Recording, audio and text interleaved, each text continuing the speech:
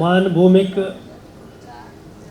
சட்டம் மற்றும் நீதி அமைச்சர் மத்திய அரசு திரு கிரண் ரிஜிஜு அவர்களே,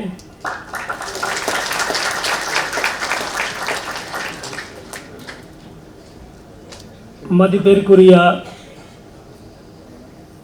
சட்டத்துறை அமைச்சர் தமிழ்நாடு அரசு திரு எஸ் ரகுபதி அவர்களே,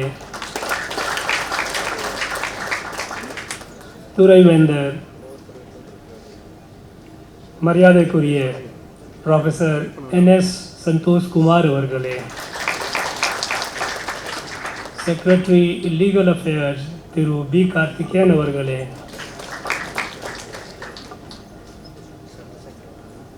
சிண்டிகேட் அகாடமிக் கவுன்சில் மெம்பர் அவர்களே,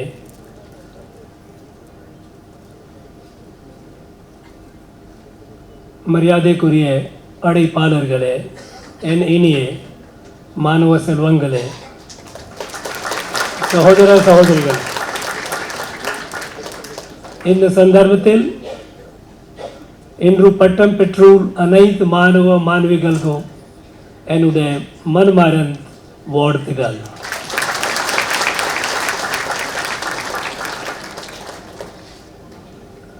On behalf of the entire university family, Dr. Ambedkar Law University family, I like to thank Thiru Kiran Rijiju ji, the Law Minister of India, Law and Justice Minister of India, for having come over, addressed the students, the faculty, and made this occasion special.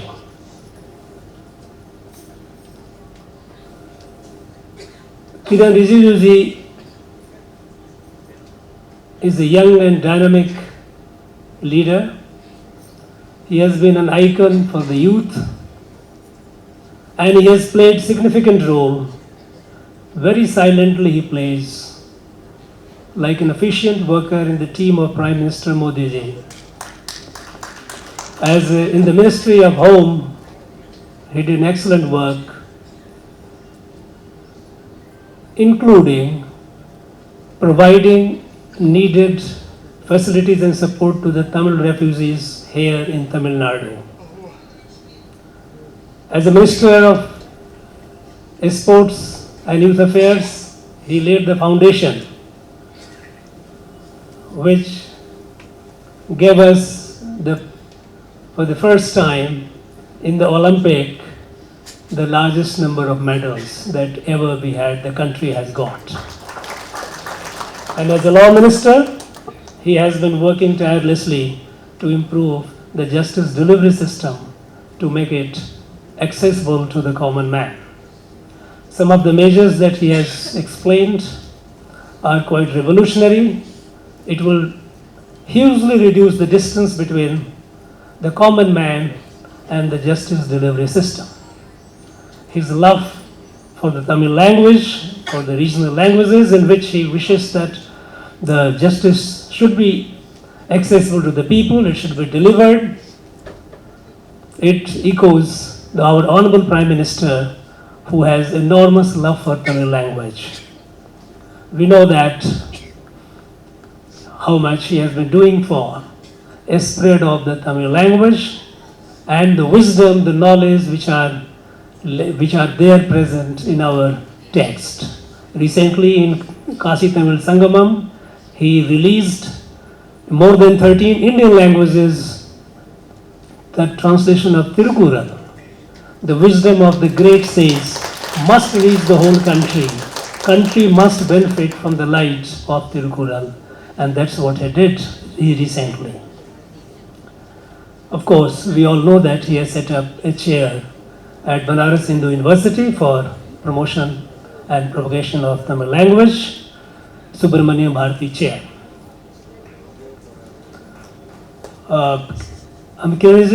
Once again, I thank you on behalf of all.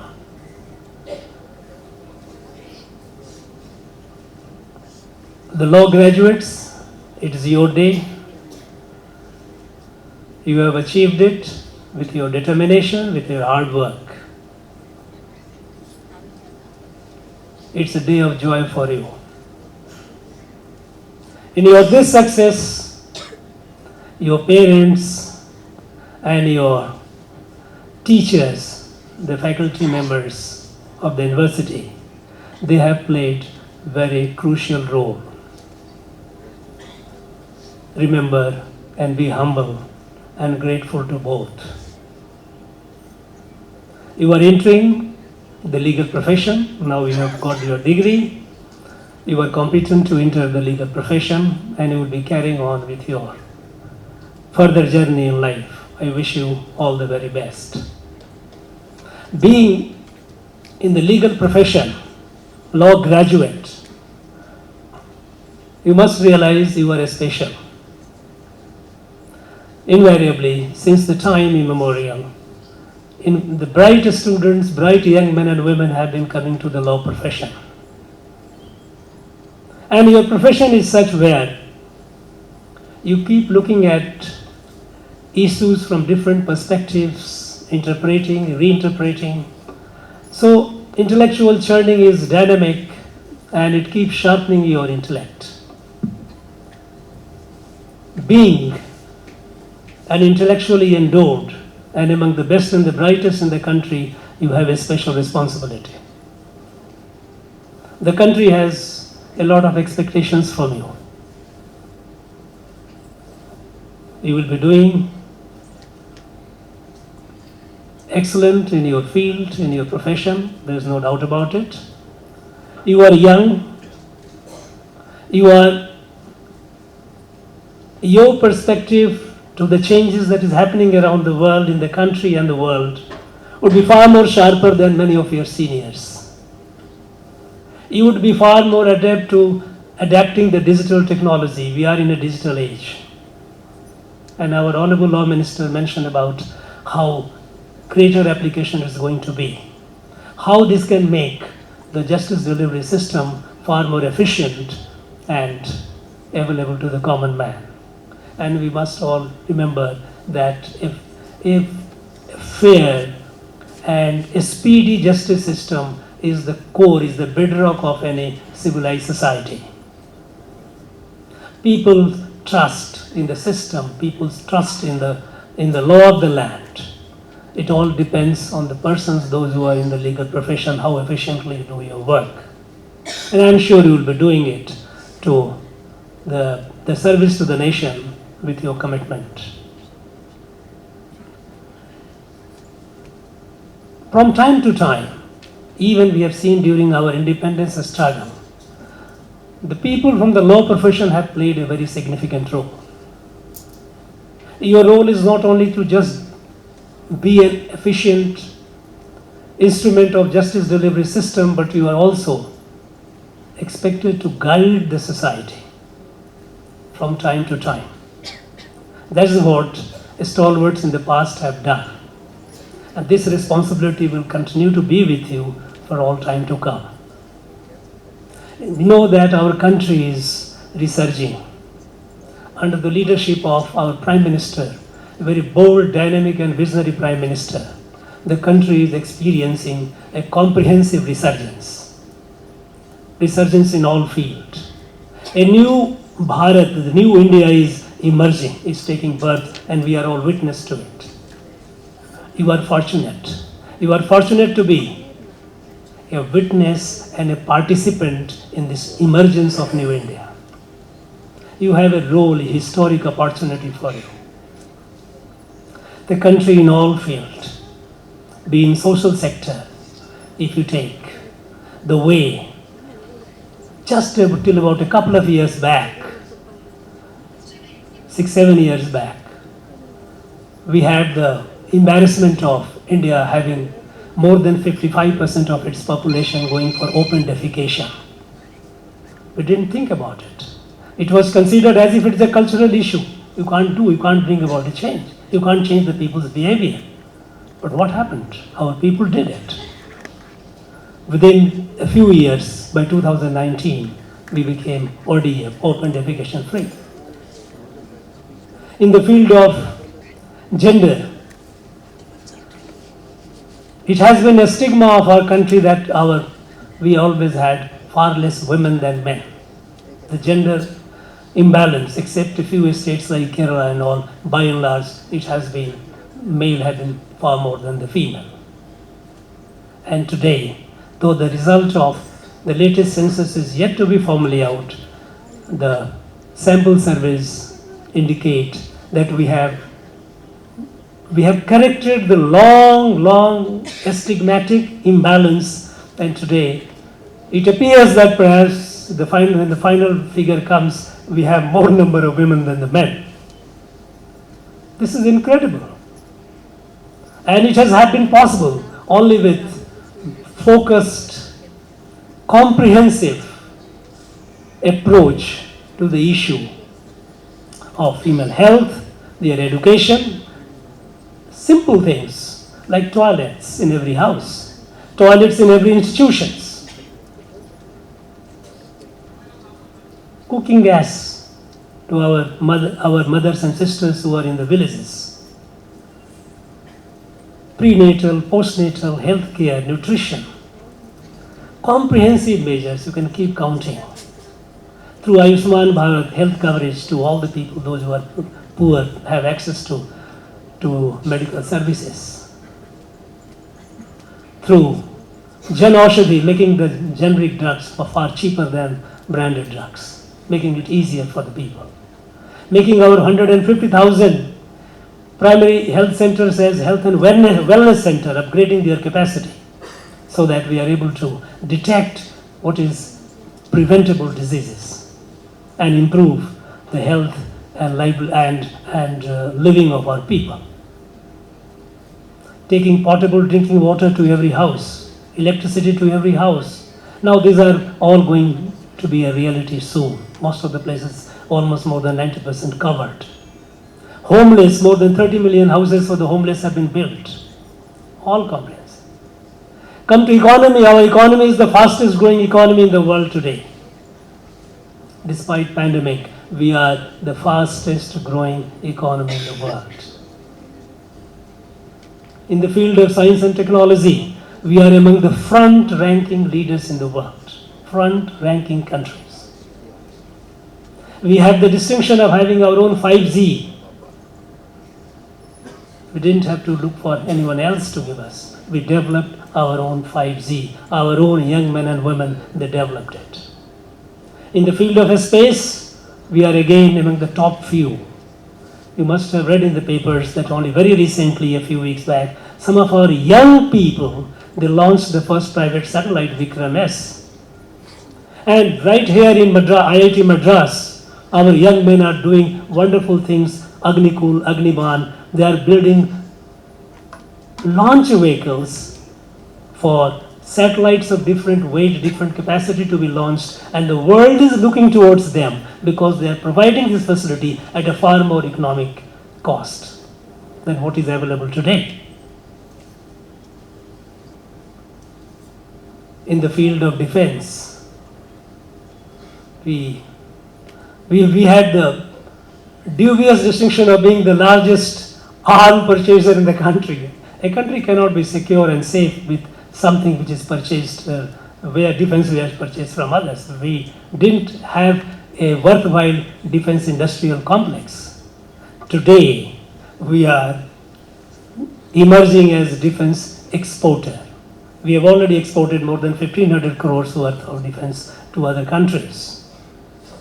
On the international, in the field of the climate change, when the whole world is facing the looming climate crisis, it is this country, our country, which has shown the way, and very, very decisively.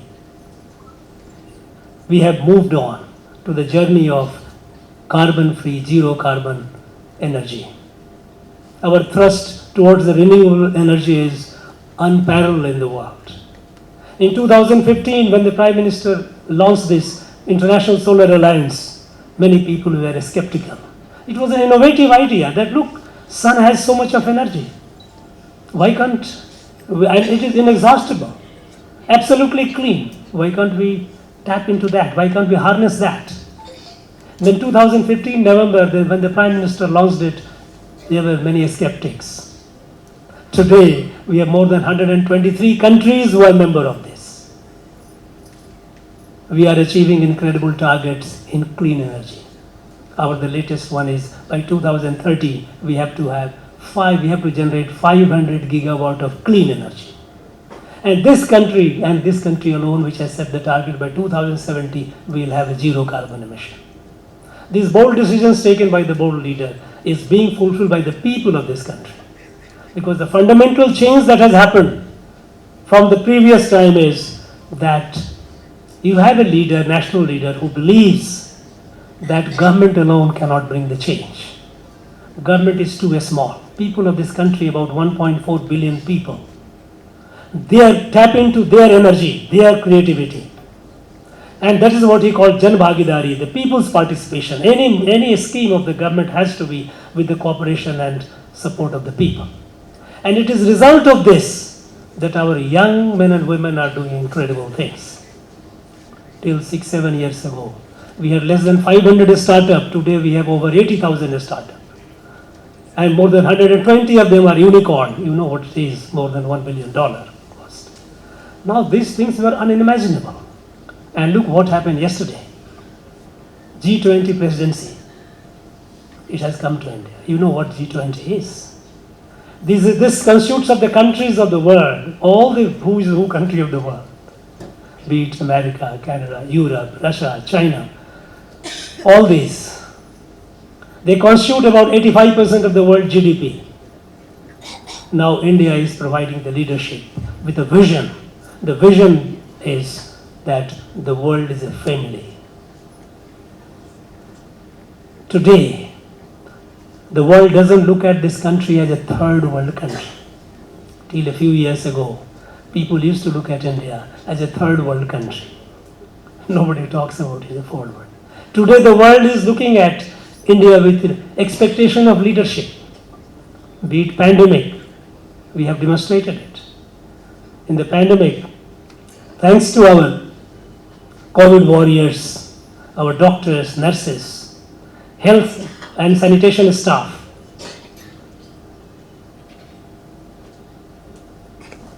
we did not suffer the kind of prediction which was made by many of the doomsayers.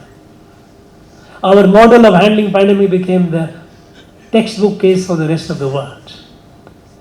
Thanks to our scientists who invented the vaccine in a record time. And we not only met our needs, but we also extended this benefit to needy people in over 120 countries.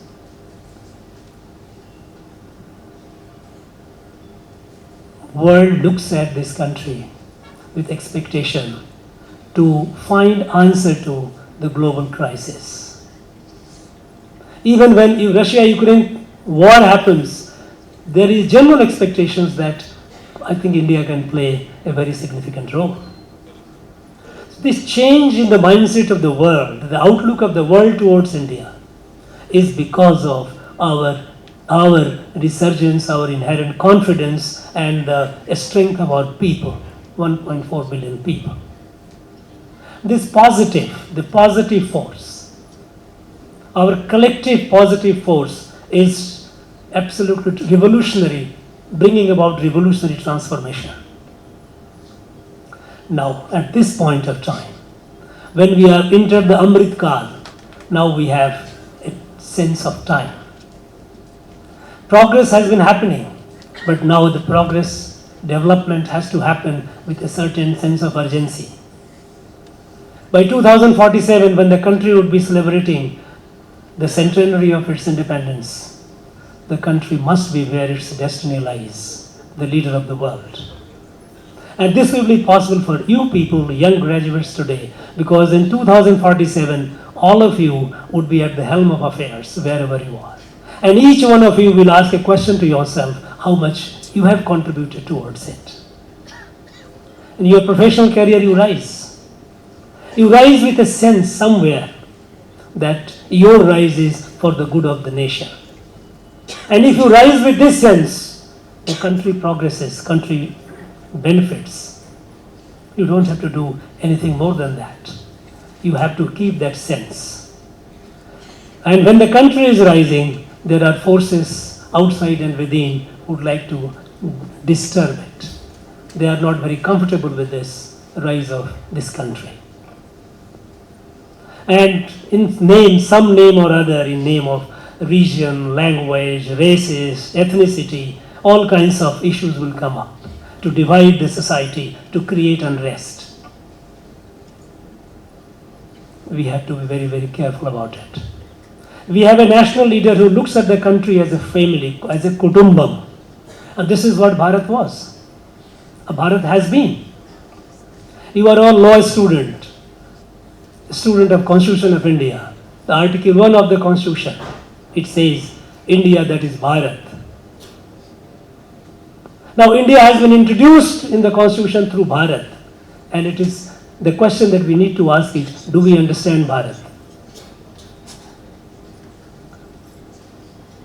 I have yet to see a commentary on the Constitution of India, and which I have been pursuing, I have been trying to look for. It has not been much talked about. What is Bharat? How Bharat came into being? Bharat did not come into being in 1947 or with the coming of the Constitution of India. The Constitution of India itself says India, that is Bharat.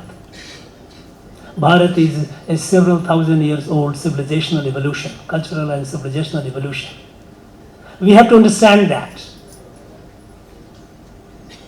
This is how our ancient literature, any language, any regional language literature, including Tamil literature, mentions this country. This is Bharat with our Mahakavi Bhartiyar also sang song about. When he said, this country with multiple languages has one soul. Bharat Mata has one soul. Understand. Let us try. Let us try to understand this country. It has not been much talked about. Today some people out of their ignorance, they ask questions, what are you talking about? You cannot, because understanding Bharat from the Western notion of a state is not possible. Western countries were created out of force. Be it all the European countries have been created out of force. Some strong man, a strong ruler has captured a territory, consolidated it and created, then came the country. This is how America has been created. This is how Canada has been created. This is how Australia has been created. Bharat, there was no Bahubali. Bharat was not something that one ruler who ruled over the entire country. It was created several thousand years ago through a process, evolutionary process. And that is how, and in that evolutionary process, this place, Tamilnadu has played a very, very significant role. Right from the ancient times, very, very ancient times. Much of the light to the rest of the country and the rest of the world has gone from this very land. Today we all know that in China, we have the largest number of Buddhist population. But Buddhism went to China from this land. In about 4th century, a Pallava prince from here went to Nalanda, studied, became an acharya. He was named Bodhidharma. He taught there at the world famous Nalanda University. He came back through sea route. He went to China. Chinese emperor, he was impressed with him and he allowed him, he gave him the place at Shaolin. Many of you must have seen in the film the Shaolin monastery, and which is known for its martial art and all. He took the martial art to China from here. It was this land. The light of Buddhism went to China and many other countries from this land. From time to time, whenever there has been a crisis in any part of the country, saints and sages from this land have appeared and they have tried to address it. Be it 12th century Ramanujacharya, who went all over the country and he tried to spread the message of universal bhakti and universal brotherhood. A person who was a great social reformer, he challenged the barriers of social discrimination. More than about 350 years back, Kumar Gurbar, from here he went to Kashi. The Kashi has been so close to the heart of these people. So close that when the 12th century, round about the time when just before Ramanujacharya. When the problem started in the north, when the invaders from the central and near west came and started creating havoc in the central India, some of the rulers of this place, one of them was Parakram Pandya. He tried to save and created Vishwanath temple here. He created Ganakasi. This connect between the people of this country has been thousands of years old. It was disrupted during the British time. It was there till early 19th century. I have mentioned at some places, I won't mind reiterating it. It was in 1801 when the British took over from this territory from Tanjore, the last Maratha ruler of Tanjore, Sir Fauji Maharaj. Sir Fauji Maharaj wrote a letter to the British resident, Benjamin Torrens. The letter is of 20th of January 1801.